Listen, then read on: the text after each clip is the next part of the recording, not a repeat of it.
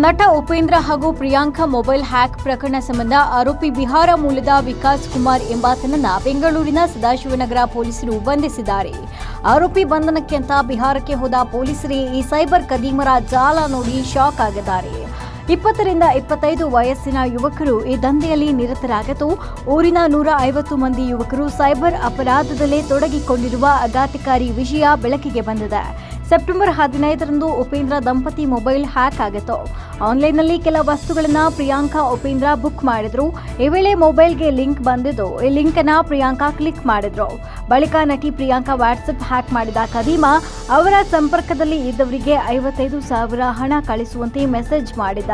ಈ ವೇಳೆ ಆರೋಪಿ ಯಾರಂತ ತಿಳಿಯಲು ಯತ್ನಿಸಿರುವ ಪ್ರಿಯಾಂಕಾ ಪತಿ ಉಪೇಂದ್ರ ಹಾಗೂ ಮ್ಯಾನೇಜರ್ ನಂಬರಿಂದ ಕರೆ ಮಾಡಿದ್ರು. ಬಳಿಕ ಮ್ಯಾನೇಜರ್ ಹಾಗೂ ಉಪೇಂದ್ರ ಮೊಬೈಲ್ ಕೂಡ ಹ್ಯಾಕ್ ಆಗಿತ್ತು. ಸ್ವತಃ ಉಪೇಂದ್ರ ಪುತ್ರ ಕೂಡ ತಾಯಿ ಅಕೌಂಟ್ಗೆ 50,000 ಹಣ ಹಾಕಿದ್ರು.